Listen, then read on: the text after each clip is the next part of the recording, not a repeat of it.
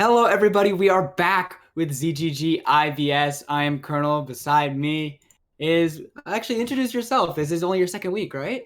Yes, it is. I am industrial. I also go by Janelle. I'm just here to do my thing, speak. Cannot wait to get into this. We have a really impressively good matchup considering how few games we have already. TFF Solar Flare, I'm really excited to see play. They haven't played nearly as much as the other teams, but they looked really good in their last week. So being able to see them taking on BDE, who is towards the top of the standings, they are tied for second right now, is going to be a really incredible match. Yeah, I'm excited to see where everything goes because looking at their match histories, it did look like there could have been a potential battle for Hecarim Jungle. So I'm curious to see if that will be a ban to not let either team have them or just a little bit of a fight to see who gets it first. Yeah, we'll see what the priorities are going to be. To be honest, I have always been very impressed with Swag. Swag's been part of the scene for a while, but now pairing him with someone like Tomorrow, who's also been part of the scene for a decent bit of time, I think this could be very powerful top jungle 2v2. But TFF Solar Flare, there's a lot of question marks, not nearly as home known in terms of the names on this roster. So a lot really to be discovered about this team. Definitely excited to see the potential that they have with it for sure. And it looks like getting ready to go into draft. TFF is ready, just waiting on BDE. And honestly, what are you expecting to be coming out of a draft for game one? I don't know much about either teams that well, I'll be honest. However, I do definitely see Bickle on TFF going for a very like tanky kind of support, and that's kind of what I see. I like the CC tanks, that kind of stuff to be a low appeal for your ADC, and I'm hoping I see that. I do definitely think with Swag Money and Tomorrow being up in top lane, that will be a little bit of a prio right off the start though in the draft phase, which is starting now. Yep, we will be heading straight into draft. It will be BDE on blue side. So that keep that in note that TFF does have that last pick counter pick in R5, and it will be the Trundle first off of the ban list for the jungle. Yeah, that is definitely a good pick for TFF. So I'm not a little bit too shocked seeing that away. And Irelia to calm down tomorrow, but definitely a big Irelia player there. Yeah, tomorrow, I'm really excited to see tomorrow. I think, regardless of how well he does or not, just because of the champions he plays, because of the style he plays, he's a very exciting player to watch. Really, regardless of if he's on the win or loss side of the coin, he's just honestly someone who puts on a show. I'm definitely hoping for a Gangplank pick. I'm a very big fan of seeing people play Gangplank. And the next ban is Viego, which will definitely do some damage to their mid laner, Sightstone, who plays a lot of like assassin like mid laners. And Yeah, Jellyfin as well. to be honest, looking at the Viego, it is a flexible pick because usually you do see that more in the jungle. But you're right, this mid laner very comfortable on the assassins, and honestly, it's kind of surprising to see. We usually see a lot of control mage players, especially in IBS, loving those Anivias, those Syndras. So to see someone who doesn't really want to follow that norm, wants to go toward the more assassin picks, it's really exciting to see. We'll see what he looks to, as it will be Tom Kench and Yasuo also off the table. The Ash first pick, I'm curious of what BDE plans for their prio, especially like first picking immediately their ADC. I feel like that's very easy to kind of counter them and give the ADC a very hard time for the rest of the game. Oh, and Shin as well? Maybe? Hopefully? Honestly, I wouldn't be too excited to be this Jhin player. I feel like Ashe, no one really enjoys landing into Ashe. She's just so powerful with all the slows and her volley having such high range. Such a lane bully pick into the likes However, of a the Jhin Lee. Leona with the CC, very heavy CC champion, and the Jin with the long range being able to also use his W to continue rooting Ash if Leona ends up landing in E. Definitely strong potential there, especially for level 6 with TFF and bot lane. Ashe. So I've seen a lot of Ashe lanes as a bot lane player myself. Ashe, Ashe and a lot of hook jams can be really powerful. Ashe with the Leo can be really powerful. I've never really seen Ashe with the Taric. Can't exactly say it, but Sounds like it could be powerful to slow them up to make sure that you're stuck in the Taric razzle dazzle. So we'll see if they're able to pull that off. But it will be the Hecarim, just like you talked about earlier, locked in for BDE. Yeah, I definitely see BDE. It was like I saw it there, and I wasn't sure how comfortable Swag Money was with it fully. Because I did see Swag Money play a lot of Ivern, but I do like the Hecarim Oh pick, yeah, especially with the Taric ult. Just perfect that combination right there, and a Xin Zhao to potentially counter. I am always one to love a Xin Zhao, and it will be locked in. Very, very powerful jungle. It did get nerfed. I really don't think the nerfs matter that much. I think the nerfs changed it from being this all powerful god in the jungle to still being really, really, really broken. He just feels like he could do so much, and he feels like his early skirmish is so potent if he's paired with something in the mid or top that can help him really fight in those early levels. What makes me very intrigued is the fact that TFF is definitely banning out BDE's mid laner Sightstone. Sightstone is both a Yasuo and Yone player, so I'm curious to see what he'll pick out next. I did see Lissandra as a potential for him, so maybe that hopefully. That will be the set ban, actually. That most likely pointing more so to the likes of tomorrow. Honestly, the top side of the map for BDE is very, very scary when you're drafting against them. And it will also be the Mordekaiser. So we'll see what TFF decides to prioritize having that counter pick in that last rotation, because it is both junglers and bot lanes for both these teams in the first round. So whatever they pick here, they're going to have to be blinding into whatever BDE can counter it. I definitely see BD having that counter, especially since it seems like a lot of their energy comes from their top lane and jungler. And the Shen pick I like though, because I did see Downfall was playing that recently, and it seemed he was having a couple good games with that. So I'm excited to see if he performs well with this Shen in here today. Shen is always an IBS specialty. A lot of players are very, very confident in playing it because of how much map potential you can have. There's always so much fighting everywhere. And if you have a TP along with the Stand United, you can always help your team out from the top side. And that will be the Kennen locked in to counter the Shen. Yeah, I do like the potential that TFF has here with their bot, like their whole entire team. I see a lot of like CC with the Shen taunt and Leona just being a CC tank, period. I do see a lot of potential for the Xin Zhao to get in damage along with Jin with the curtain call for ult. Definitely a very strong team there, I feel like, so far. Yeah, also the potential for Hecarim to combo with that Taric can be really, really strong. Ooh, it is going to be the Talon. I'm really excited to see this. I was about to say, I think they're lacking on a little bit of damage because Ashe, although she is a lane bully in the later stages, can't really pack the same punch that most other ADs can. So, getting very damage heavy, very roam heavy in the likes of the Talon for BDE.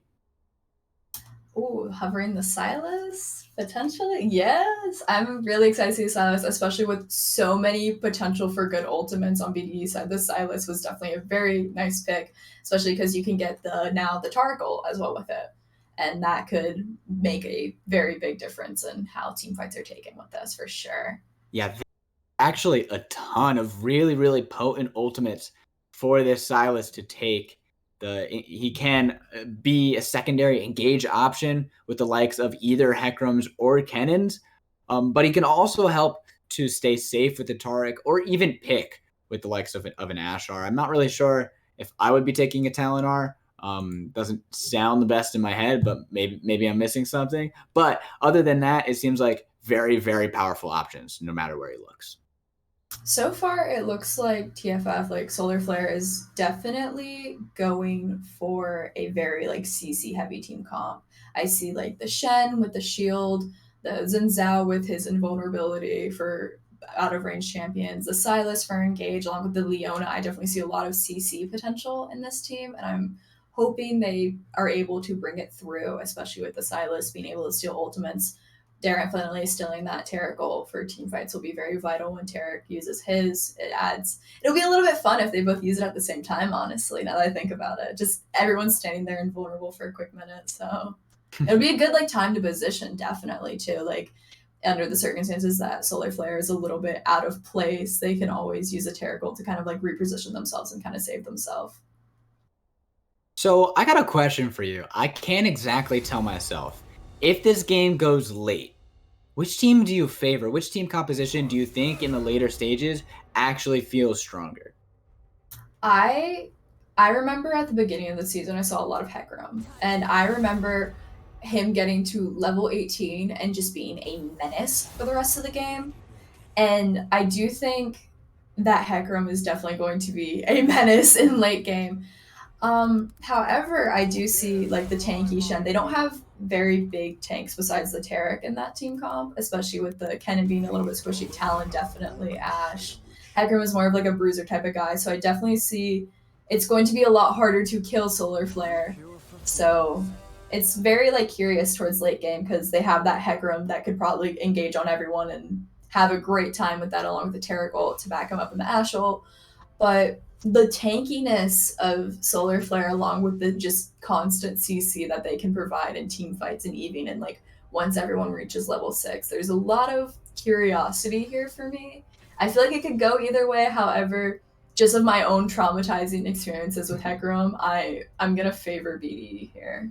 I think it's really, really difficult because both of these teams are deceptively tanky. You don't have the likes of a Cho'Gath or a Scion or this big meatball to stand behind. But a lot of tankier members, the Shen, Xin and Leo for TFF, but for BDE also having Hecarim with the Taric to keep him topped off. So I feel like both these teams are going to have a problem shredding through the front line. There's no high damage over time carry for BDE because the Ashe always feels a little bit on the lower side of damage, and Talon is very very bursty. When on the other side, Jhin is very very much the same way. He doesn't have that consistent DPS to shred through a tank. So I feel like whatever frontline gets more powerful is going to be very very difficult to kill. Yeah, I definitely see potential with Jin cleaning up a lot though. If BD went to go lick their wounds and Jin just popped the current call, I see like the high CC. I think definitely whoever starts the engage will have a very vital role, especially with that Kennen ult that can potentially stun everyone else. It's just a lot of what could happen. We're gonna have to definitely wait till we're in game to see now. I'm excited. Yeah, I cannot wait. We are going to head into a quick break before we head onto the Rift for game one of BDE versus TFF Solar Flare. I cannot wait for this match. Stay tuned. We'll be right back.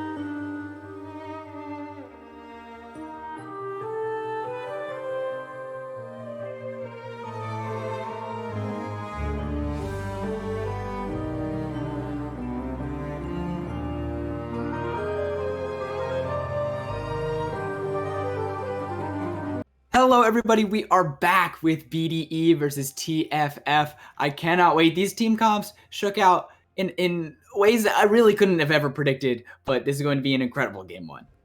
It's definitely a very peculiar team comp. I'm excited to see what goes on with it for sure. There's a lot of potential everywhere. I feel like definitely scared of that swag money tomorrow top lane though for sure.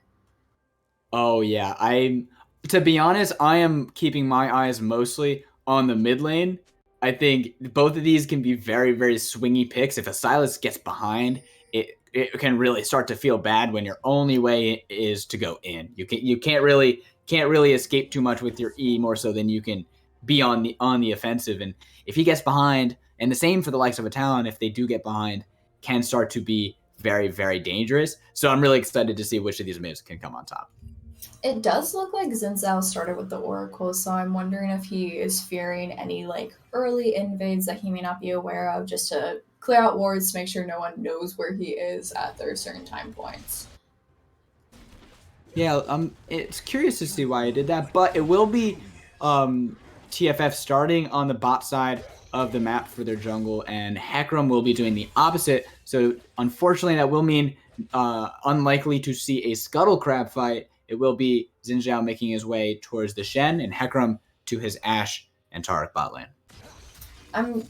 I don't know what lane I'm the most curious about because I do see the potential with mid lane because I feel like if one of them falls behind, they're both assassins. One of them will naturally end up being very fed.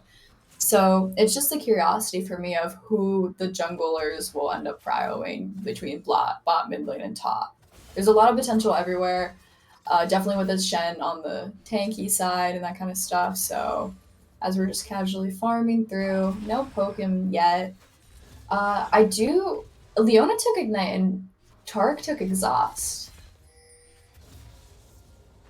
Interested by that. I to be honest, I feel like both of them probably I would have taken exhaust against both of these team comps because of the likes of Silas and Talon, as well as honestly both junglers as well. Both this exhaust can just be so powerful to like completely chop their damage, and because of the slow, can be even more powerful against the likes of Hecarim.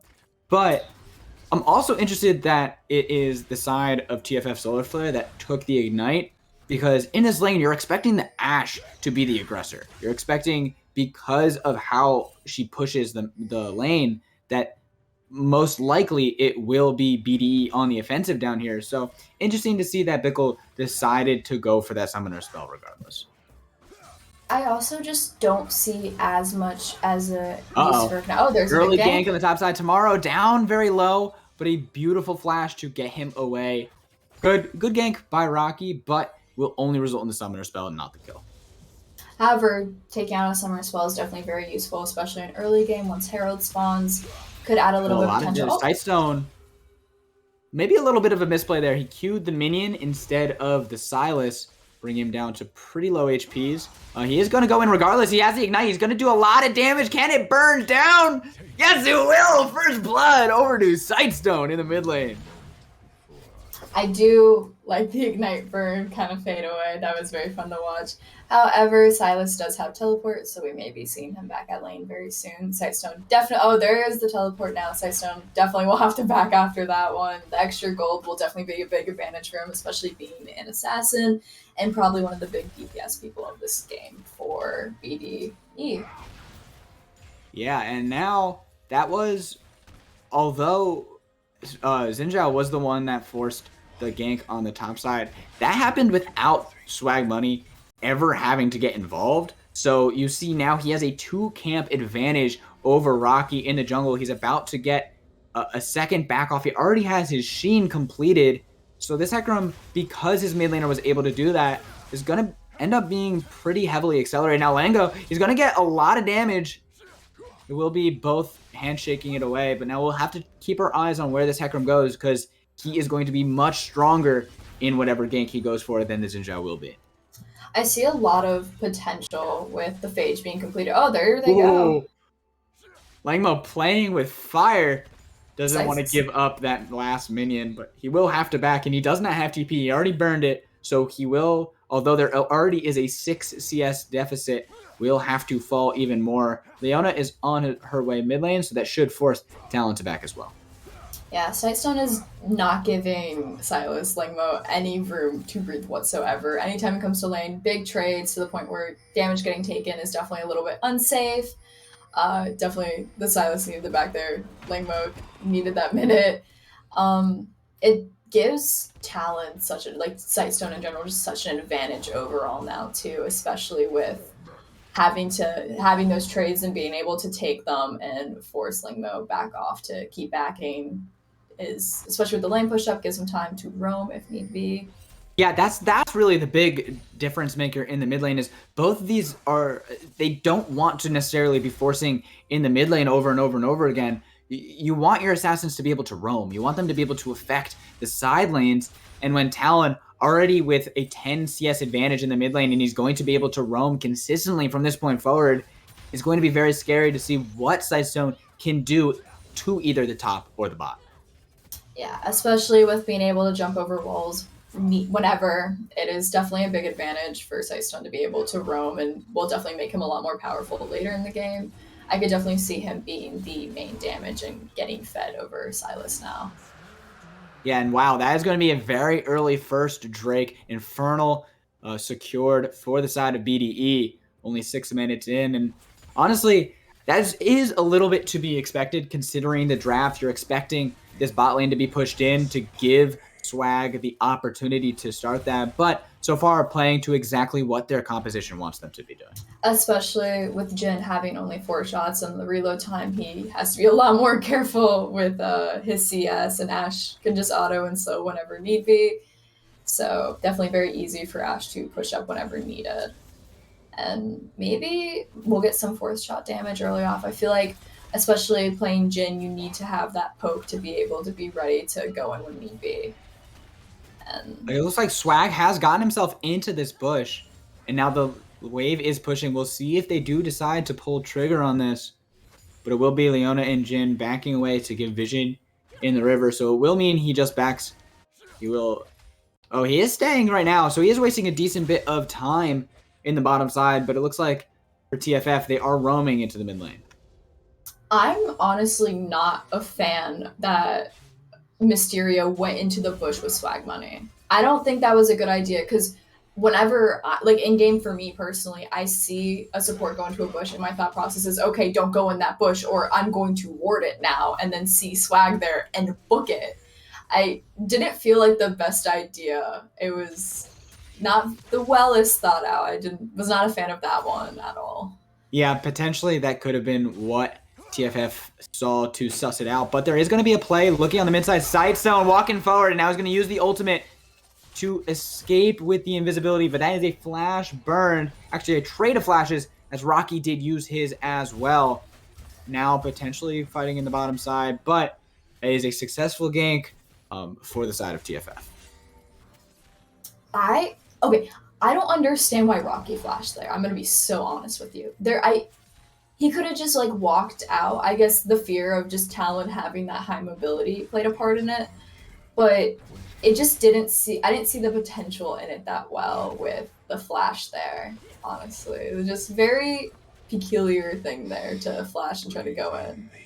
Maybe not really respecting the fact that Sightstone's ultimate can be used defensively, that it can be a very, very safe mid laner because of the opportunity to go invisible. But without the likes of the invisibility, maybe that flash makes more sense. But considering the Talon never was forced to use that ultimate, you're right. There was really never a point where Sightstone had to feel scared because he still had that ultimate ready and waiting. Yes, for sure. And Leona was a little bit ahead on getting her support item finished, so maybe she'll have the potential to be able to finish it to the little quests that they give you. It's always so fun for me being able to watch them do that. So Leona was the first to finish. Tark was shortly after, though, but they both now have their oracles and are ready for clearing wards, placing them down as needed, and there goes Leona now. So I didn't notice this, but it actually Jin did spend some of his money on a cull after he backed. So although he is just about even, actually ahead in CS, he does not have the stats to compare to it, and maybe that's important as he's gonna burn flash and heal in this gank, but he's knocked up regardless. The Yes Parade falling. Bickle can do nothing to help him use the Solar Flare, but could not help him out, and maybe those extra stats with that gold could have been spent more appropriately, but a second kill on the board for BDE. Odd question. Is lethality Jhin still a thing? Because I thought they kind of killed that when, like, at the beginning of the season with the new item So events. it is a little bit to basically the two you're expecting. I think that it's inherently worse, but there are some Jins who still go Eclipse. It was Bickle actually going to deliver. Shen in here is gonna have the taunt. A beautiful cleanse from Soul Wolf, but he will fall regardless. The TP coming down. Now that's the ultimate coming out of Tamara is massive. So much damage out of the slicing Maelstrom. And one falls. Can he get the second? No, he cannot. Yes, Parade will take him out with that last shot of the curtain fall. Now Sight Zone is here. Cannot get to downfall in time. So we'll see if the onslaught, actually second onslaught of shadows from Langmo onto Sight Zone. He's gonna be rooted down from the Yes Parade, and that's another death. Maybe an unnecessary one at that for BDE as their mid laner and top laner both fall. There were so many TPs there, and we were talking about this with Shen earlier, definitely being able to have a lot of like presence anywhere on the map, and it was definitely good that Shen was able to maintain that TP and just able to ult and still have some way to get to other lanes if need be. On the contrary, with Tamara losing his teleport, Langmo did also lose his as well, but they will be able to secure a dragon because of that fight, so they will get Cloud Drake, which honestly, not too bad for them. Especially kind of the Shen ult is a very long one, so the cooldown reduction will definitely be very nice for that Shen. Absolutely. He does still have the teleport if he wants to make a play. That is the benefit of a Shen, is that when you use one, you still have the other, so you still can match. But with Tomorrow's off the table and Sightstone, of course, having Ignite should be safe unless he decides to make a play of his own. Downfall should be pretty safe here, as it looks like vision is set and priority is gained for BDE if they do want this Rift Herald. There's no real necessary reason to, but if they can get it quickly, they may be able to get it in time for those tower plays. BDE definitely has a lot of their wards currently placed up on the top side, especially control ward wise, compared to Solar Flare that has theirs all up and down bot river. And I'm wondering if that has anything to do with the way. Oh, looks like a gank set up in the mid lane. Rocky is here, but he did not land the W. Sightstone, beautiful sidestep over the wall. Now Swag is here. We will be trying to go back in. Langmo does have the stolen ultimate, but now Downfall has arrived and forcing out Talon. But, the onslaught of shadows to keep them alive. Tomorrow is here. He still has the ultimate, but he cannot get in. He does not have the flash. After all those ultimates, no one will fall, but it is TFF Solar Flare forced away, and potentially that means turning back onto the Rift Herald for BDE. That was... The Xin Zhao ult was very, very clever there, because, there was a lot of potential for... Bickle going all the way in onto Solar Flare, but only now is the counter ultimate forced out of the support, but now Downfall is here. Does he have the taunt? The Razzle is not going to land, and now Soulfla, his HP bar is disappearing. Force shot to the heart for Yes Parade as he finds the kill, and Tarek next up on the list. Bickle will fall. Actually, Talon has arrived from the mid lane. You will be able to get one back for his bottom side, but great fight and a great TP for TFF. Our Soul Wolf is definitely now a little bit behind, being 0-2. Not as far behind on CS as it could have been, dying 2 times. However, the Jhin does now have 2 kills on him and will finish his Eclipse, potentially Boots as well. He does have 33 stacks left on his Cole until that is complete as well. Shen is definitely gaining a bigger presence in this game now too, being able to get around with the teleport. And his ult is already back up as well, so that 2-0 got a lot of tanky things with the Grievous Wounds and the Cinder Flame, just definitely, or Bambi Cinder, my apologies. And there's just I like the warding now too, because there's 3 oracles on Solar Flare's side. Wow, that's a great point. I'm surprised to see that, but trying their best to clear out BDE's vision. Honestly, BDE still has a lot of vision around the map, especially on that top side. 2 controllers protecting the likes of Tomorrow, so he is able to constantly push in. And now with this bot lane pressure that they've gotten, Leona is completely unlocked. She'll be in the mid lane. Beautifully placed Solar Flare will lock him down, forcing out the ultimate. Langmo is able to steal the Onslaught of Shadows as well. And forcing out that ultimate from Sightstone. He has no mana as well. Can be very, very potent. We'll see if that's going to come up before the next engagement. Bot lane does know now that Jhin is alone, and this could be very big potential to take away that shutdown and get Ashe a little bit more catched up. And it does look like they're maybe going for a tower dive now. But Langmo using the Onslaught of Shadows onto Talon, but the teammates have arrived. Swag Money now using his own Onslaught. Shen coming in, trying to keep Langmo alive. He will have the taunt onto Sightstone, and the damage is coming through. Killing spree down to the Shen, and Tomorrow coming in with the Slicing Maelstrom will find one to trade it back. Curtain Call from down below will try and keep them at bay, but Rocky is here. They found the 4th shot, but the damage just is not there for TFF, and it will be a trade of mid laners. At the end of the day, lots of ultimates being used, but no one else will fall. Silas did build the Everfrost though for a little bit more CC on his side. I noticed that there was something else. Wait. Oh, I keep forgetting, my head is blanking. I'm so sorry. That's right, no worries. But there are a decent bit of mythic items completed so far for both teams. The big difference maker so far is that Leona does not have hers yet. She is the only one. Actually, hold that thought. Ashe, oh no, poor Soul Wolf is still so behind in this bottom side, has yet to complete it. On back, Soul Wolf should be able to, but it is going to be the Drake started up for TFF. They have committed the teleport from Tomorrow, so they do want this fight. The Ashe Arrow will land onto Bickle, and now that's the damage coming across. Tarkle, can it be enough? Can it be fast enough? They will lose 1 in the process, and now Sightstone trying to find their eyes on the support. Can he get it? But on the opposite side is going to be Langmo trying to fight through them all. He gets 1. Ashe is doing work, but now Langmo half HP. Tomorrow will slay him down, and now Rocky going to fall as well, both to Tomorrow. And with 3 dead on either side, the HP bars are just too high for TFF, as they will force Tomorrow out of the river, and they do have the potential to get that Drake as well.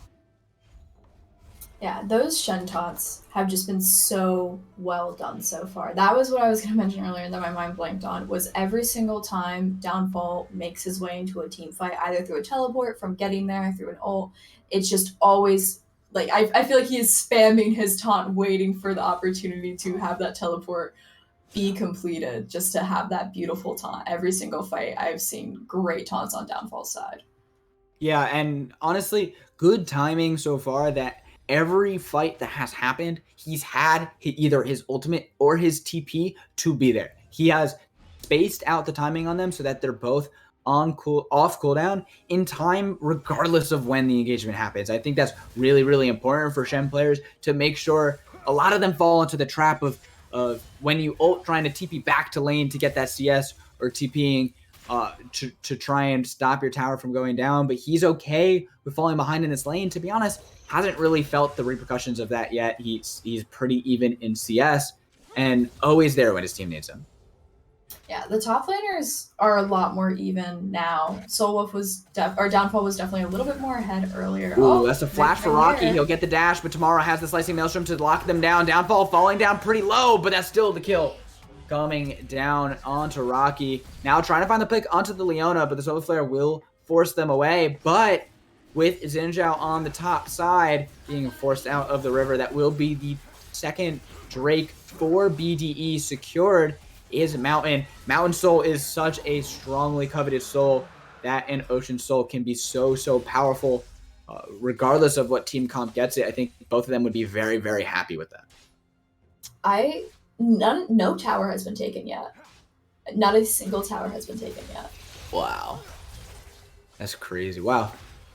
But trading back and forth shouldn't mean too much. Although, obviously, Sightstone gets the better of it. He has been much stronger. But so far, it will be some calm before the storm. Leona is trying to make her way mid lane, but the beautiful vision on both sides has made it really, really difficult to make plays because every single place that they go has been warded out. Yeah, I am very curious on what's going to happen next, especially with Shen having both his ult and his TP ready, being able to go wherever needed for whatever next big fight happens. Lots of shutdown potential if BDE is able to get any kills in the next big team fight, especially on that Shen, which so far has become a little bit unkillable. I do like the magic resist boots, not only because he was against that laner, but definitely with the Ashe ult and the Ashe slow, just all the little CC bits that they have, definitely gives Downfall a bit more advantage with those magic resist boots. To be honest, I'm a little bit surprised that Leona did go for the Swifties. Considering how much she's roaming, I would have preferred the Mobies. Or if you didn't want that, for the exact same reason that you said downfalls were good, I feel like the CC reduction with the tenacity could have been very, very helpful in an Ashe Taric lane. But regardless, that is what she has decided to go for. So we'll see if that does pay her dividends. As could actually look for a play. They are going to be pulling trigger, flashing forward. The arrow does not land, but forcing the flash regardless. Now the wave has disappeared, and that gives the free shots. Mysterio will take one more tower shot. He has to dodge this, but it will be the shield coming out. Beautifully done to keep himself alive with that locket. But yes, Parade playing that very well. Trade of flashes and trade of ultimates. Who maxed you? Oh, okay. That is so wow. I feel like the Emax is definitely very stronger on Taric for sure. Yeah, Taric going for the Qmax is interesting. A little bit behind the times, but will be Downfall getting a gank in the top side as he will be stunned up by the Slicing Maelstrom. Swag Money Boy is here following with the Onslaught of Shadows. Perfectly executed, exactly what you need, and that's a 400 gold bounty off of his head and straight into their pockets. Beautifully done. And now, talked about that being no towers taken. Finally, Chamorro changes that, breaking the first brick up in the top lane. Big fight Sightstone here. gonna be ganked in the mid lane. The Invis, they have no idea how to play around that. They cannot kill him regardless, and he will escape without burning any of his summoners. Really, really well done by Sightstone so far to stay incredibly safe with the like of the Shadow Assault. The Jhin build with the lethality has piqued my curiosity so much, especially since at the start of the season, lethality Jhin was such an issue that they were like, no, we're going to make a way to have you go Gale Force now. So it's doing Parade well, but I'm wondering how long until that build falls off later in the game. Yeah, I think, while I would definitely prefer to go full crit, some trading in the mid lane, but Rocky is not close enough to make it count. But I think that while there are definitely games for either, that you definitely still see Eclipse being used. And now Sightstone gonna be ganked again, but he has the ultimate back up. They tried Solar Flare, they tried Downfall to come in with the Sand United to get him stunned up. Now flashing forward for Langmo as they try and find Tomorrow, but Tomorrow actually might have the damage to get him the kill with the Slicing Maelstrom, and he definitely will fall through this. The flash used, but followed immediately through by the Leona. And honestly, another one-for-one trade every single time. They tried so hard to kill Sightstone, but playing that beautiful. Sightstone is by far out of everyone on this team the most slipperiest and the hardest to kill, even with 3 deaths after that. Just either ulting, jumping over walls. Definitely the hardest to take down on BDE. Now, we did talk about the Jhin builds. You were interested in that, but I'm more interested in the likes of the Ashe build. Having built Phantom Dancer second, I know Shield Bow is very common, but the most common second item for the Ashe is the Wit's End. As an Ashe connoisseur myself, we'll see. Actually, the arrow's going to land from the Ashe. Beautifully done to get that pick onto Bickle. Can they slay him down? Yes, they will. Now, both Taric ults, just like you said. No one can die, but now it's TFF who has to run. Shut down, going over to the Hecarim. He finds all 3 shredded down, and now the quadra kill. Downfall is the last one. Swag Money, go. Get yourself the Penta. No, it will be Downfall escaping with his life. I think Sightstone probably could have gotten that kill, but didn't want to steal it from his jungler. But regardless, Swag Money finds himself the Quadra. They get themselves to Drake Point, and BDE are on the verge of getting Soul. Hey, remember how I said that I am terrified of Hecarim's? This is why. This is why Hecarim definitely. Swag Money had a very slow start to this game, but is now 5-1. And the Mountain Drakes are definitely not helping with the tankiness whatsoever. Swag Money definitely has a bigger advantage now. And the farm difference, too, between Hecarimans and Zhao, that good, roughly 30 farm difference, is it's starting to pay off for Swag Money, playing until late game and all the stuff he is doing now. The Quadra, definitely very big for him, too, with all that money to get more items and just keep getting stronger. And very big for his team as well, putting them so confidently in the lead. Says there will be some trading down here, but everyone's eyes with 26 minutes on the clock on the Baron. Swag is here. And I really don't think they can commit for it. The Ash Arrow lands. Interesting that they did decide to commit to it. They want this fight. They're posturing aggressively, but really cannot find the angle to get onto TFF. And honestly, I think they should be the ones starting the Baron, but Sightstone trying to get aggressive onto Langmo, has the sight of him, but the damage coming across, he's under the tower now, rooted up. Langmo doing work, but will be both of them walking away. And wow, Yesperade going a little bit too aggressive, trying to hit the tower. Now this is Onslaught of Shadows to go over the wall, rooting them up. Solar Flare will catch them all out. Mysterio with the razzle, with the dazzle, he finds them both. Oh no, Slicing Maelstrom barely not going to, now is going to catch Yesperade. Can Shen arrive in time? He will, but just in time for Jin to die, and he will fall regardless. Double kill going over to the Ashe, and that could spell Baron. Yes, I think our Baron stance has finally came to a close. Even though Rocky is up with only a Silas and a Leona to back him, I don't know how well that will turn out for him, and it looks like it'll be a pretty clean and quick Baron here. However, there is a ward in the Baron pit, so TFF is definitely where it is happening, and I'm not sure they care, but it will be. Oh no, he is not it. He's ready to steal this for sure. He was. Uh-oh, my game. They're all standing around. Oh, they're all stunned. Rocky trying to go over the wall. Can he get this? He will get the no. This might not go over. He will fall immediately after the fact. Downfall does not have the ultimate to keep him alive. Now that is the pick. That is the Baron, all secured for BDE. That for sure helps them a lot more, gives them a little bit more pressure. They do have tier 1s in every single lane, so I'm rooting for at least 1 to 2 tier 2s getting taken away now. Definitely Bill. Oh, Runan's Hurricane on the Ashe now too. Still no Wit's End. Still no Wit's End.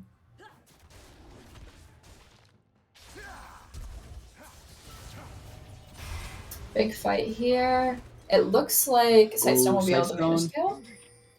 Yeah, that is brutal kill onto the ADC, excuse me. Now Downfall is here. The Sightstone will be able to hop over the wall. Downfall does not have his cooldowns available. He will be able to escape with his life. Have you secured that pick?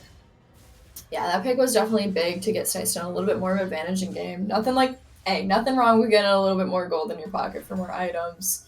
It does look like it is just a dance around to figure out what happens next, really. I do not see Baron getting used to the full potential it could have. Perfect. All right. And now, trying to clear out the vision. Honestly, I would like to see them group up. They're trying to get Baron in every lane, but the wave clear is there so far for TFF. They have enough of it that there has yet to be too much importance. Cracks, but tomorrow, potentially locked in. He's in a party in the mid lane, and tomorrow is going to fall. He will stall just the littlest bit of time going golden, but will fall nonetheless. The tower finally now secured, but that is the danger of splitting up when you have this Baron, as they can force onto one lane. Now Talon cannot do anything, although he does have the flank. Now will force the back, so TFF doing really well to defend against this Baron. However, tomorrow may have had gotten that pick on him, but definitely stalled time for Soul Wolf and Mysterio to be able to get that tier 2 down in bot lane, get the Baron pick. was able to secure at least one tower getting taken away with this Baron buff, and we are now waiting for Drake, which will be up in 8 seconds, which is exciting. It is Soul Drake for BDE, so we'll see if they can secure it in this big upcoming fight that will definitely come with the final stand of ensuring that they do not get Soul here. Oh yeah, TFF definitely has to fight this. They are down a significant amount of gold, but that's going to be the curtain call over the top, trying to find his way in, but is blocked out. The Drake is falling down so quickly. It will be smite secured for Swag Money Boy. Now Sightstone posturing aggressively, hopping over the walls, making it look beautiful as he does it. But with now the soul secured, is going to be such an uphill battle from this point forward for TFF. Is that is so many stats in the shielding lockdown. We'll see if they try and look for something. Downfall does look for the taunt, but he's unable to find it. Yeah, definitely. I'm glad that the Ashe also has the 3 Mountain Drakes on her too, to give her a little bit more sustain to live longer and be able to do the damage that Ashe can do every once in a blue moon. Uh-oh. Oh, there's Ashe Arrow is going to land. Swag Money is coming around. He's trying to charge in. Onslaught of Shadows all the way into the back line as Downfall is on the wrong side of it. Swag Money Boy under the tower. He's going to be taking a lot of damage, but the Mountain Soul is keeping him so healthy. Taric, he cannot die. Downfall will be burning. Ashe finds one. The second one will be secured by the Ignite from the Talon, and now Bickle is in the middle of a world of hurt as he will fall down immediately. Double kill going over to Ashe as the tower will fall as well. BDE, pedal to the floor.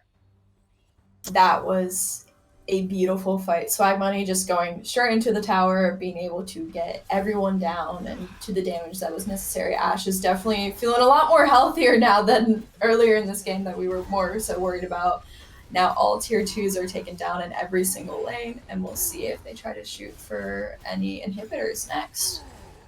They do have a lot of gold from having won that fight, so I wouldn't be surprised if they do want to take a reset, as both bot laners will. Swag Money will try and continue to farm up, but now backs against the wall for TFF Solar Flare is going to be very, very difficult to come back now that the soul has been secured. It is a minute left until the Baron spawns, still 4 until the likes of the Elder, but if one of those does not go TFF's way, this may be a very swift game 1 loss for them.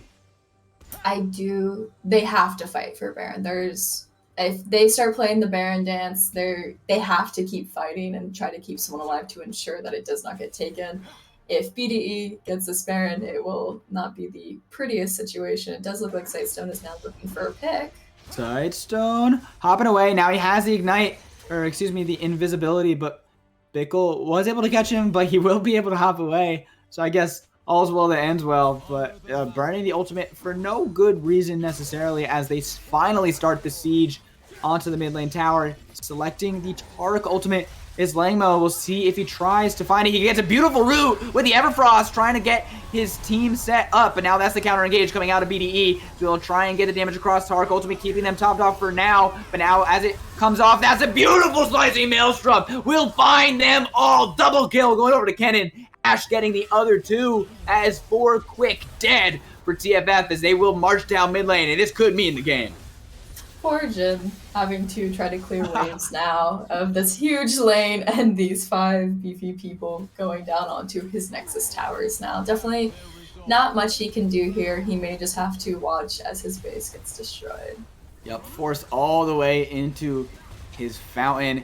You'll get the flourish from downtown, but it does not mean enough. 34 minutes in, that is going to be game 1 going over to BDE, and really confidence from all points of the game. They always felt in control, never really ever felt like the pressure that TFF was getting really amounted to anything. For sure. I feel like, however, though, Solarfare definitely had the stronger beginning game, especially with Shen being able to get everywhere and having those 2 teleports on their team compared to BD's 1. But as soon as the late game came, and especially, I would say it was the Ashe ult for the dragon fight. I believe it was the 3rd dragon, and that Ashe ult was just beautiful. Swag Money was able to get the Quadra, and after that, it just felt like the game was set from there for me. Yeah, absolutely. And I think like to pat myself on the back. I think I said it best before the game even started. Whichever front line got stronger first was going to be nigh unkillable. And this time around, it was Swag Money. After he got all those kills under his belt, getting the quadra kill as well, really felt like there was nothing that could have been done to kill him. Jin struggled so hard to try and shred him, and honestly, you could see how powerful he was as a tank, standing under the tower, Tarkle not even pulled trigger yet, and still remaining topped off for the majority of that dive. Really felt like a beast that TFF could not cut down. Yeah, Swag Money getting that quadra definitely set him into the pace to be able to help secure his team the win for sure. Soul Wolf, who had such a rough start at the beginning of the game, like one of the last people to finish their mythic, was able to end the game 6-2 and was able to feel nice and healthy by the end of the game, which is nice.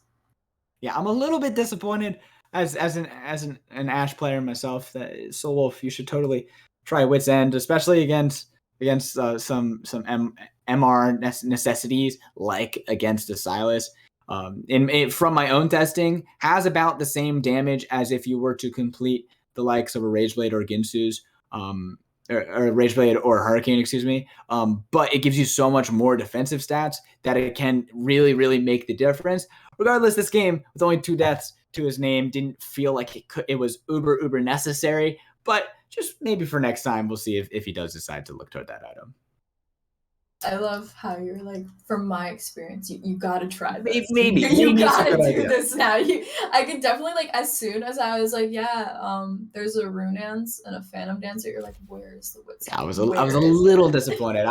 But regardless, that is the game 1 victory for BDE. We will be taking a quick break before we head into draft game 2. Don't go anywhere.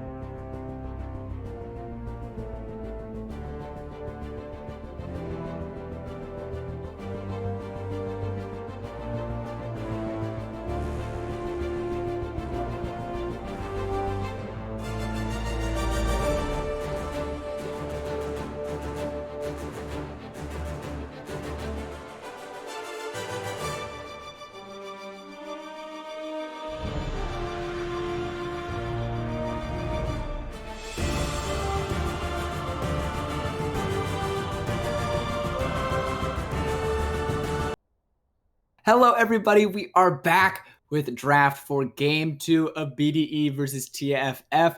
We are on the same sides, which is a little bit surprising. BDE did look fully in control from start to finish last game and won in absolute dominating fashion. Swag Money even getting himself the quad kill. So for TFF, we got to see a lot of straight back to the drawing board, a ton of changes, see what they can do to send us to a game 3.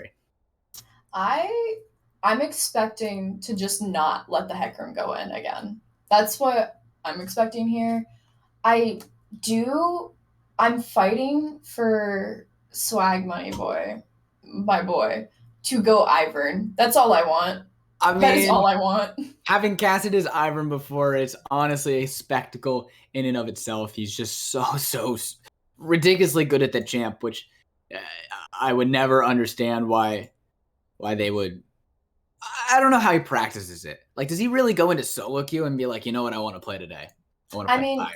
I play so sometimes me and my friends will do. We'll go all fill, and whenever I get jungle, I will only play Ivern. Like if I'm ever in jungle, you will only ever see me play Ivern. So you know what? I respect Swag Money because I don't know how he does it. Like I've never seen him play Ivern, and I really would like to see that tonight. Honestly, We will see. But TFF, honestly, there were very few bright spots, if I'm being completely honest, I about think it was this just the late low game. damage. It Yeah. definitely was like for me, the Jin going lethality just was not it at Oof. all. No, it was it not. it was strong, like it was strong at the beginning of this season, but afterwards it's so much more logical to just go crit gen now.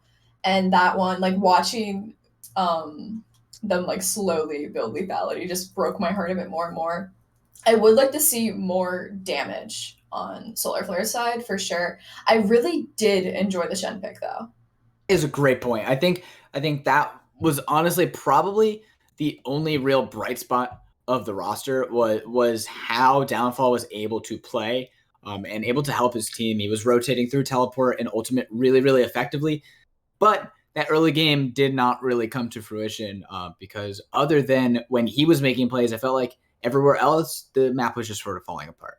I feel like Solar Flare it did have a strong early game. Like I will argue for that. Like that Shen being able to go around when needed and like time everything perfectly. Like, okay, there is a fight going on now. I have my ult. And like wait a little bit and like, okay, there's a fight going on now. I have my teleport.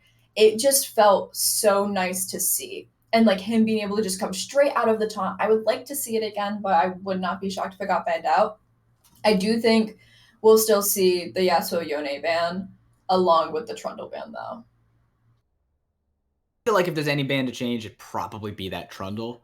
Um, I feel like the jungle pool is just too big. You know, we've seen him quadra kill you on Hecarim. We have yet to see the Ivern that he's so well known for. Is the Trundle really warranting the ban, especially the first rotation ban that you were giving it?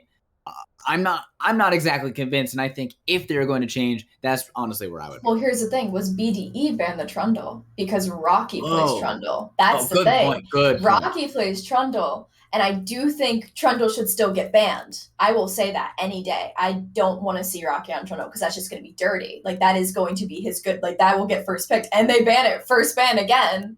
They're not letting Rocky get on that Trundle at all, along with the Irelia ban to stop tomorrow a bit and straight into the Tom Kench. Also, keep your eyes out on how many of these bans go toward the mid lane. Obviously, having the likes of Yasuo, Yon, as well as the Silas that obviously BDE banned themselves last time around. It will see if they do decide to ban it again, but that put your mid laner down pretty far. It didn't seem to matter. He did get a solo kill, first blood in the mid lane, but we'll see if that Talon or something like it is targeted, and then see how well Sightstone can compare on one of his lower picks. Solar Flare definitely learned from last game and is not letting that Taric come into the first pick again. I want to see if they will continue prioring bot lane in their picks. They already first picked Ashe right off the bat, and BD did in fact do that last game too. And they do still have two bans left. BD is mid laner Sightstone, loves Yasuo, loves Yone, and I am wondering if they will prio that immediately now that neither of them have been banned in the first ban phase. The Hecarim will be potentially going on to Rocky this time, though. I think that's probably a pretty good decision considering that you you saw it happen last game how strong it was. Of course, that first pick is the Hecarim. Now locking in the Nautilus next to it. I think Leona didn't look all together that comfortable, landing some good solar flares, but not necessarily in good position with their team to really turn it into something of fruition. And now we'll have to keep our eyes on what that bot 2v2 is. It is going to be Ash Braum for the side of BDE. I do like the Nautilus more because I would rather go against a Leona over a Nautilus any day. That Nautilus with the hook and then the immediate passive stun as well. Oh, and it looks like it might be Nocturne for Swag Money. That would be very interesting. I don't think I've ever seen Nocturne on his OB.GG, but it does look like he will instead lock in a Moo Moo. Wow. So honestly, whatever his OP says, I wouldn't believe it. I've seen him long enough. I've been around the block a couple times. He has an absolute ocean. He really doesn't have any champ in the jungle that he doesn't feel at least comfortable picking up. But obviously, on the main engage, just like he was in game one, and looking very, very confident on that main engage. This time around, TFF is going to be going for the Xayah. I'm a little bit intrigued by this. She's not in the best place in the meta, if we're being completely honest. But obviously a much, much safer pick. Jin felt like he struggled a lot to stay safe, could only really help with curtain calls from downtown. And even then, it's hard to get the spacing required for it. So maybe with this Xayah and the Nautilus being able to peel a little more safety for the ADC. I still there's better choices than Xayah in my eyes, though. Xayah just hasn't been in a good place since her release in my eyes. I do feel like there are better choices out there than Xayah. But, I mean, maybe I will get proven wrong in tonight's game. The Kennen will get banned, so it looks like Solar Flare is not letting Tamara go on that Kennen again, and the Mordekaiser ban against Downfall. Mordekaiser was the same. We'll see if...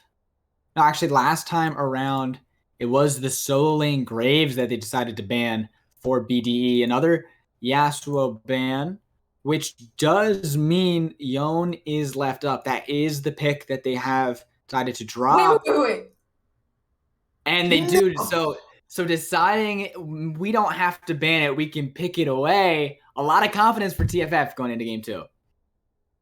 I think what makes me more intrigued is I feel like Langmo is more known for playing back mages, not in your face assassins like Yone and Yasuo. So wow, I'm literally speechless. And the Zed, I'm excited for this assassin. Oh wait, this is what I want.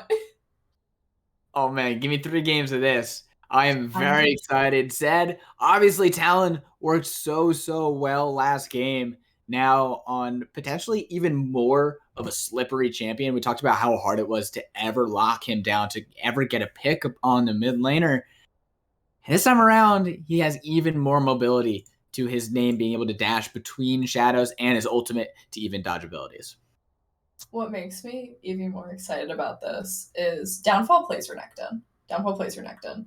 So the fact that Solar Flare was like, okay, then we'll pick Sightstone's Yone. And then they're like, okay, then we'll pick Downfall's Renekton. It just seems like there was a little bit of a little shade there, but I love it. I love that they're like, okay, you took one of our guys' champions, we're going to take yours in return. And the Malphite. I like the Malphite way better than the Maokai Hover. Obviously, Malphite. I mean, it definitely is a possibility considering they don't have any other AP on their team. For the likes of BDE also being a little bit light on the magic damage themselves, only really a Mumu having a decent bit of magic damage, but a big wombo combo team comp for TFF, much easier to pilot than their game 1 composition. I do really like BDE's team comp though. I feel like both teams have more damage now this time, which makes me feel a little bit more comfortable. We're going to see fights get bursted faster. We still have our CC people with just everything. I like the Renekton. I really like that because that is a bruiser and a fighter right there. Does the damage, can heal it back. That Renekton ult always terrifies me. And the Malphite, I just love Malphite in general. I'm really hoping Downfall has Shamrock Malphite. I I want the green Malphite skin. that would be very fun. I have Honestly, 2 requests for Downfall: AP Malphite and the Shamrock Shamrock Malphite. Malphite That's skin. all I want. Honestly, I would be a fan of the AP Malphite. But looking at these team compositions, maybe last game around I was probably liking BDE's just a little bit better. But this time around, I might be on the opposite side of the coin because it's so much easier for TFF to play than it is for BDE. Ashe has to be kiting around to get the damage across, and Zed with his shadows is always a very, very skill intensive champion. Versus the likes of Malphite, Hecarim, Yone, hit your arm is a one button team composition. Is so little thinking required. It's just making sure you hit the right targets. So TFF making their lives a lot easier, and I think in the stress of the game, once you get down to these late game team fights where everyone is on their most worried because they're all on a knife's edge, having the ease of composition can be very, very powerful. Definitely excited for when everyone gets level 6 and just I level 6, just the immediate Malphite. I see the potential in that. And I talked about this earlier, was the battle for Hecarim. Both of these junglers like Hecarim. So I'm excited to see what Rocky does with it now. Because we've seen how Swag plays with it. And now it's Rocky's turn. And I want to see if he says, I can do this better. I can be stronger than you. And Yeah. that's what I'm excited for, is to see how Rocky has his take on Hecarim. And I think, I love BD's comp. However, Solar Flare definitely the arm mash, along with I'm always terrified of Hecarim. Oh yeah. And honestly, when we're talking about how Rocky plays in this game compared to last game, he basically was always behind in game 1. He went for an early gank that, although it did get a flash, did put him down 2 camps, and ever since then, honestly, Swag never really let up on the gas and was always consistently ahead, consistently more powerful. And then you saw what happened when you got to those Drake fights. You saw the Hecarim get the quadra kill. You saw how much easier it was for Swag to play those fights than the Xin Zhao. Even though the Xin Zhao is supposed to be that early game menace, supposed to be that bruiser who likes to fight early. And now, maybe with an easier composition, an easier individual champion to play, I'd like to see how he compares to Swag Money Boy, who in most people's eyes is probably a top 3 jungler in the league. I honestly could see, what I could see right now is, I don't know how well it'll actually go, but I could definitely see these lanes being able to, like the lanes on Solar Flare being able to sustain themselves and give Rocky that time to just farm up and keep going. And that I would really like, especially to get Hecarim a little bit more of a head start. I do think Amumu will have to gank more. I definitely see that potential, especially the mid lane is everything that I want to see right now. The 2 assassins, both very slippery. However, Yone, if he does go, when he goes back to his actual body, that may not be fun if Swag is waiting for him. So there's a lot set up here and a lot riding for both of these teams. BDE up 1-0. We are going to take a quick break, but stay tuned for game 2. Don't go anywhere.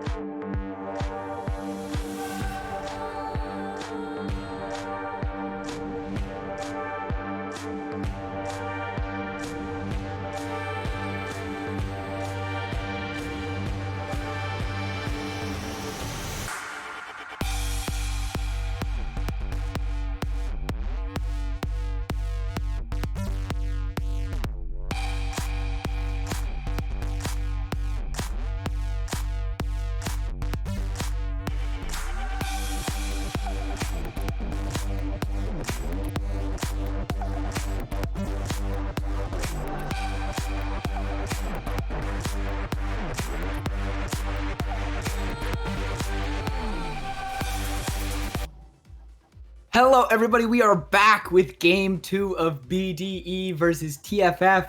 These team comps look way better. They seem like way more fun too. I don't know if we're gonna get the dream of the AP Malphite carry, but everyone I can very hope. I very can hope. I do yeah. really, really enjoy the dance party that's going on right now. Everyone's having some fun. BDE. No one, unfortunately, no one from TFF decided to join. Yeah, Maybe they weren't invited. they are prepared. They're looking for any form of invade that could potentially happen. They definitely could have invaded with a Mumu, but it would not have ended well if he started his bind. Hold it. The late invade coming out. It looks like they're actually super prepared for this. I don't know why they're prepared for this. Hiding in the bush. Oh, Well, they're taking the blue. But do they know this is going on? Oh, no one has a clue right now. There's no wards. They're like, waiting in the bush. They're pretending that they're leashing, not knowing that not only does BDE know, hey, you're not leashing blue, they also know that you're not there at all. Because Hecarim did start on the top side, and Amumu is super aware of this. Now, you don't see no pings were going out that TFF did suss this out. So Hecarim's about to walk down to a very, very empty bot jungle. I'm wondering if it'll result in a vertical jungle. It's IBS, so I don't know, but I would enjoy seeing that, and I could see it having potential because Amumu also took the Gromp. Amumu took the Gromp. He not only did Amumu get away with getting the blue, Swag also got away with taking the Gromp, completely fine, no clue, and it does look like. So right Rocky now, is coming down, and Rocky I think did just find out the bad news. Yep. And so we'll see what he decides to do with that, right? He can try to make a play, or he can try and look to invade. I feel like he has to invade because that just set him so far behind not having his blue on standby. It definitely Swag lots doing of that trading was in the top side. Swag a lot of damage. Oh, I see what Tomorrow sees. He's waiting here. He wants to look. He's gonna go flash into the stun. Yes, he does it. Beautifully done. The call straight into it. Flashing forward, he finds himself the solo kill. Beautiful from BDE. Yeah. Downfall, definitely will have to watch out for that red bar. Not the best idea to stay so close by knowing that can be there. Whoa, it does look like going in. He tries to have the ignite, but what are you doing? Langmo trades back with a solo kill of his own, burning both of his summoners in the process and still dying regardless. Sightstone does fall, and Langmo very, very happy for that one. Yeah, I like that they were able to trade it off. However, first blood on Renekton is so good. He's already coming back with a pickaxe, and Downfall is just gonna need to learn to not see that red bar no matter how low Tomorrow is. You see that red bar, you run. And as a Renekton player, I feel like he should have been aware of that and fear that red bar no matter how low Tomorrow could be, because he can just heal that all back up or stun you and it is over just like he did just now. Yeah, but the mid lane is the real big question mark. I don't know. I guess Sightstone did do this in game 1, right? It looked good when he won it, but obviously this is the flip side because he did sort of flip his lane and just try and basically decide his game by level 2. And this time it came out tails, and now Langmo is going to be very, very happy. He already has backed. He has himself a dagger, but once he pushes out a wave or two, he's going to feel very, very powerful in this 1v1. Parade is a little bit behind on. Oh. Alrighty. Just peekaboo, misses the hook and walks away. But I appreciate the attempt. Rocky is also here. Do they want to look for a play? Rocky doesn't realize he's on a ward, but he does walk away from it regardless. And now Mysterio and Soul Wolf walking back up to catch Bickle. They do find the Q, but the hook to the wall should mean his safety. And Zed is not level 6 to try and look for a kill. I did not like the concept of Soul Wolf and Mysterio going up towards River, especially with Xayah having a Cole. Xayah was behind on farm and just being able to sit in lane by herself. Literally no one else was with her. and just having that ability to farm and kind of get that coal and now be even in CS definitely. Industrial, do you see where Swag Money is right now? He is waiting in this book. He has a farm advantage, but Malphite is none the wiser. Now tomorrow, trying to look in for the sun. Swag Money Boy goes in, but he does not land the W. But a trade of, actually no trade, burning the flash out of Downfall regardless. Not sure if that one was all necessary, considering Swag Money had missed his only form of CC since he is not level 6. But regardless, a successful gank for Swag Money Boy. I feel like both junglers now have to be aware that there is no flash on either top laner, which can end in a very, very fun gank, especially in, like, if Rocky was to gank for Downfall right now, that would be amazing, especially with Downfall now hitting level 6 and I've yet to use his ult. Lots of potential if Rocky makes his way down there. Yeah, we'll see if he does decide to. Now, both mid laners have 6. Again, we talked about it in game 1 that when you're playing Assassin, you always want to try and make your way around the map to offer some plays to your side lanes. Now, Sightstone getting that level. He has evened out the farm despite his level 2 Flunder. And now putting in the wave, he does have the opportunity if he does choose to do so, and he will walk down because Drake is alive. Yeah, I do see a fight for Drake. I would like to see a fight for Drake. Oh, okay. Yon using the Fate Steal to try and get it, but that's the counter engage going in onto Langmo to dash away from it, and he will escape with his life. It seems like all's well that ends well. Neither mid laner will die, and Yon with that E2 will find his way back to safety. Also, via ults. That was okay. Oh, I don't look for it. Oh, the Chagrams will find their mark, and he gets the kill. Pickle in the mid lane trying to make it count, but another unsuccessful roam from the support. Now Swag Money Boy walking into something. He's going to get a good amount of CC. Burning the flash immediately. Did not want to get locked down by that Blade Caller. Would have spelt doom for him, but now locked in the middle. It was just like 2 quick bodies as Rocky may be adding himself in, and the damage coming across onto Pickle. He will fall. Yes, Braid will be forced to flash with Mysterio, locking him in with the exhaust. The stun is going to come across, and now Soul Wolf has the damage. Another kill going over to BDE as they find themselves once again dominating against TFF. Sightstone having killed Langmo earlier definitely set them up for that pick just now on Parade. It was just because they made it uneven. It was what I was gonna think was a 3v3, and then immediately became a 4v3 because Sightstone was able to afford to leave lane and not worry about Langmo coming down with him too. It was just amazing to watch. Oh, some more trading on to Sightstone. His HP power is falling pretty rapidly. Langmo, he just needs one more. He flashes forward. He finds the auto, finds a W. Shut down. Going over to Langmo on the own. Really well done. This mid 1v1 is so bloody. Yeah, the bloodbath definitely seems to be in mid lane so far. Absolutely. Yeah. We'll be looking just to stop the back for Bickle. The Q does not land. With that Q landing, maybe Bickle would have been in a little bit of trouble, but since it does go wide, they're both happy. Bickle probably happier as he was able to stop their back. Well, he's going to do it again. Soulwolf apparently is not allowed to back, and I don't know why you picked the exact same spot. Nautilus is still there. You're still trying to back. Finally, I think, safe to get their back. But it looks like Ping's coming out. They have their eyes set on the Rift Herald.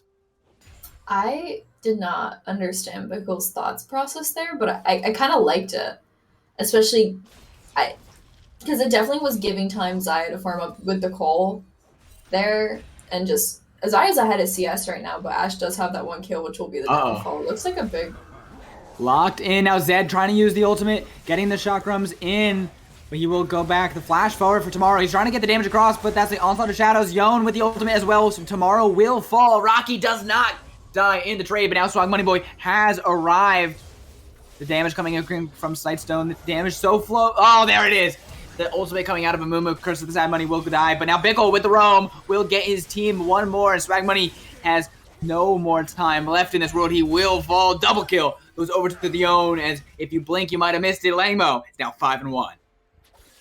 getting the Rift Herald now is very nice, especially if they put it on a tower. They can get that plate money. They have the potential to get first TP? tower top. Renekton TP'd in. Don't know if he's looking to fight this. Oh, a lot of damage on the bottom side, but Tomorrow playing with fire here. He will get the stun onto Lamo. He's trying to look in onto Bickle, but the shield is there with the W. Bickle is not going to fall. Tomorrow gives his life over for nothing. Now the tower dive on the opposite side. Yes, Parade will fall to the Winter's Bite of the Braum as they will get one and some tower plates in the process. But a very, very bloody game. Now 6-6, and Rift Herald finally secured for TFF Solar Flare. Tomorrow, the Rift Herald was gone either way. I did not think. Tomorrow refused to admit that, and I think that was his downfall there, because now he's also done a TP, and if any fight's gone in a lane, like bot lane, he has no way of getting there now on a fast point to able to help Soulwolf or Mysterio. That was just a waste of a TP there. Yeah, luckily for him, Downfall did also use the TP. I think if I were him, I would have saved it, considering it was a 3v1 turned into a 4v1. I don't know how necessary he was to that, but that means there's no TP advantage. But walking in, there should be, it looks like there's a fight on the bottom side of the map, but it looks like it should. Oh no! Ultimate coming down into Sightstone. He's trying to get the damage across into Langmo, but that's the shutdown! Wow! Beautifully played from the Zed as he gets another solo kill, and this time with a bounty straight into his pocket. Even though Langmo is 5-2, he still is down 20 CS, and that's just gonna set Zed even more ahead. Like, maybe it might not be like it's just 3 kills on Zed, but that shutdown along with the CS lead, I'm hoping to see the Mythic finished when he's backed. We'll see if it does mean that now damage comes.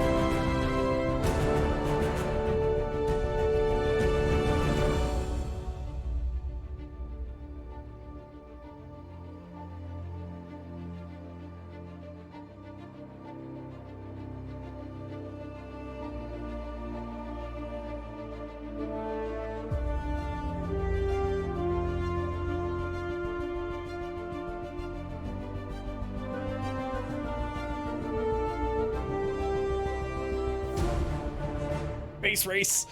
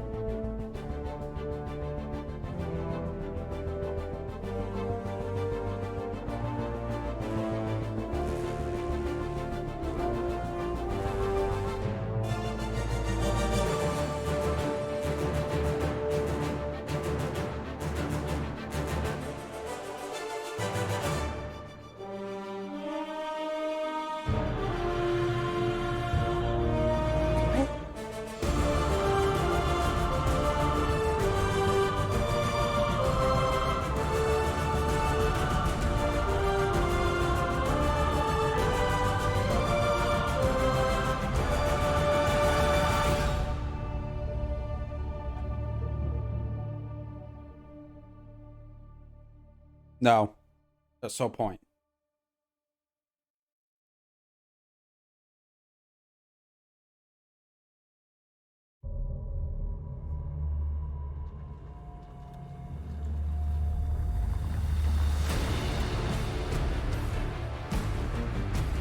They will have to fight for. It will be TFF starting it.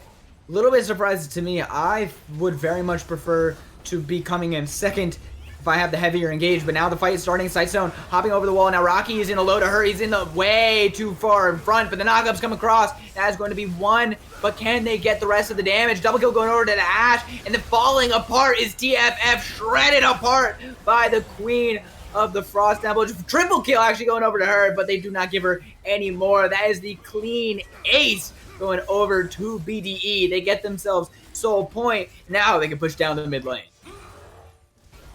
There's definitely a lot of potential everywhere now. Like, especially with the inhib open and all of them being ace, they could make their way up here and push the lane in more. I wouldn't go fully to push for the inhibitor, especially because those timers are a little bit too low for comfort.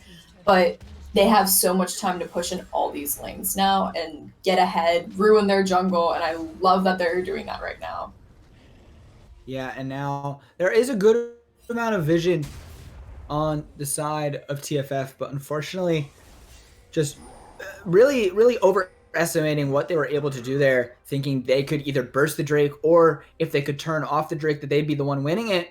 But unfortunately, that doesn't happen. Sightstone maybe in trouble here as he's going to get knocked toward the wall. Maybe that's actually beneficial as the Ash Arrow is used regardless, but Sightstone will be able to escape.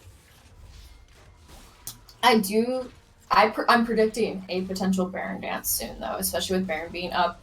And both teams have an open inhibitor right now.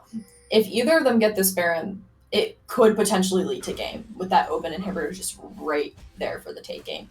And I could definitely see someone using a blue ward and just teleporting to it and taking the inhib and dying for it. I wouldn't complain if that happened. I do think it's a good play, especially because then they will have to, like, Solar Flare would have to be focused on top side, or BDE would have to be focused in mid, just because of super minions. Yeah, I do think that's a fair shout for a play that they can make. Unfortunately, usually when you're looking at these inhibitors, it's more potent if it's the one on the bottom side. Langmo, maybe a DC, but he's actually going to be able to get away with the Fate Seal. No, he actually fully escapes after standing there and taking the damage. Langmo tempted fate, but he will be able to stay safe. Now Sightstone getting some damage across, but it should not mean too much. But wow, barely able to escape by the skin of his teeth. I thought the Ignite was going to kill him no matter what. I was really ready to be like, there was no reason to ult there, but apparently there was, and now he is safe. Baron is the dance that they need to do. Like, Baron is the next thing. They still have 2 minutes on break. As the Dredge Line will find its mark. Fickle get himself the kill after the Dredge Line lands, and now Ash Arrow to stop Rocky from the rest of the engage, but he still has a devastating charge if he can get there. Onslaught of Shadows to get the distance, and now he is hooked, he is stunned up. But Shield facing the wrong way, but Braum with the ultimate regardless. Now Tomorrow is here, but they do not want this fight without their mid laner, but pings mean for Baron. Braum, Mysterio has not finished his mythic item, which I feel like he definitely should have. Wow. He went for the Knight's Vow first. Yeah, he went for the Knight's Vow first. I just noticed that. Interesting decision. We'll see if it does pay dividends, but trying to get them off the Baron. They did fully reset it. It did revive a good amount of its health. So we'll see if that means the difference as they are walking in. That's a flash forward straight into the bandage toss, trying to get the CC now. The damage coming across. It's so low HP bars Tomorrow. Can he find it? No, Swag is going to find one. He's going to find two. Give him a all. Triple kill going over to the Mummy. Now flashing forward. Can they get the rest of these members? Yes, Braid will fall to Sightstone. And that is the sealed deal for all of TFF Solar Flare. They will give the ace a clean ace 5-0 for BDE. And now they can take down the Baron. That's their second ace this game. And the last time it got them Dragon. It seems like so far Solar Flare keeps going into these things expecting nothing to go wrong, not being fully prepared for the worst case scenario of Solar Flare coming in and doing what they have been doing. They need to be prepared. They aren't ready. They just go in, they start it with thinking there would be no repercussions, and as a result, BDE keeps punishing them over and over again. They just need to let BDE start things, and then they can finish it. They just have to steal a play from the book and just finish everything else. It's just that. And especially with Soul coming up, they cannot be starting Mountain Drake first. They need to fight for it, but they can't be the ones to start the Drake first. If they keep doing that, they're going to keep getting aced and keep dying. Yeah, and they have all of the trigger pull that they would need to start the engagement, so they don't need to be here first. They don't need to be waiting for them to walk in, but now trying to force them out. The Ash Arrow is going to come across, finding on the Yes Parade. That's exactly who you want to find, and that's the death immediately in BDE. They find everything they need. The Bouncy Castle doing a good amount of work, but the damage dealers are already dead. Downfall will find his downfall, and it's a clean ace yet again. Back to back. They could end if they wanted to. The death timers are starting to get long, but they will go for this Drake. But BDE eviscerate TFF. And there goes Soul. Rocky not getting any Drakes this game definitely upsets me a bit. Rocky did get a Rift Herald at one point, but it's just from the very beginning, Rocky was at such a disadvantage, and it is really showing in the farm difference with Swag at 156 and poor Rocky at 97. He is very, very much struggling. And he, to be honest, always has been struggling, right? I feel like game one, there was more reason to see that struggle. But honestly, got to give credit where credit is due. Swag Money has really just showed why people see him as one of the top junglers in this league. Just weighing away in the farm, in ganks, just about every play he made looking better than anything Rocky could do. There's nothing I feel like Solar Flare can do besides just fight at this point and defend. And then that what they will do is they find the knockup, shut down, going over to Xayah, and this could be what they need, but Zed has the kill. He's going to find all the damage he needs. He gets a double kill all to himself. Downfall will be burning down. Mumu gets himself the triple, and that is 3 to him, 2 to his mid laner, and another 5 dead for TFF, and that could mean game. Super Minions are falling into the base from the top side, and this could be a 2-0 win for BDE. It really shows the synergy between Swag and Tomorrow, especially with their ults, because as soon as Swag lands that Amumu ult, Tomorrow is going in with his and doing so much damage, and just Solar Flare couldn't do anything about it. Yeah, and there it is. That's sealing the deal. The revives are here. They will be able to try and stop it, but that is the game. 28 minutes in, excuse me, and that was even more dominant. Despite the scoreboard not looking at the time, definitely says a load, an entire soul, all 4 Drakes, and not once did it look like TFF ever had control of this game, despite the valiant effort. Langmo looked so good on this Yone, but honestly, just the better team today was BDE. It really showed to me, like, the second BDE got that win, they were even more stronger. They came in with that momentum. And there were a few times that Solar Flare had good plays and they were able to fight back. And like it was even for a second. But BDE just gave them no room to breathe the entire time. Yeah, and you're right. The plays did go back and forth in the beginning. But when it counted around those Drakes, the fight always went in BDE's favor around those objectives. They looked so potent. And now they will find themselves near the top of the standings. They do go to 2-1. So BDE showing themselves to be one of the strongest teams that we have in the league. BDE is definitely, for me, a team to fear. They know what to do. They have those like psychological mind games of just making sure that they like target one person. And I feel like for this game, it was Rocky. Like this whole series, it was Rocky. Like they did not give Rocky a chance. Swag came in and took objectives. He just took everything with no repercussions whatsoever because they already put Rocky at such a disadvantage in the early game. And as a result, there was no coming back for Rocky whatsoever, ever. Yeah, Rocky was honestly targeted and just systematically destroyed. Swag Money played so well. And I mean, credit where credit is due. Everyone on BDE holding their weight. No one really looked like the odd man out, firing on all cylinders. And BDE, congratulations, you guys do go to 2-1. Fortunately for TFF, this is their first loss of the season. They are 1 game behind at a 1-1 scoreboard, but congratulations again to BDE. That will be it for me and Industrial on the desk. Thank you guys so much for watching. I hope you guys had as much fun as I did. Catch us next week, but that is going to be it for week 3. Thank you guys again so much for watching. Have a good rest of your night.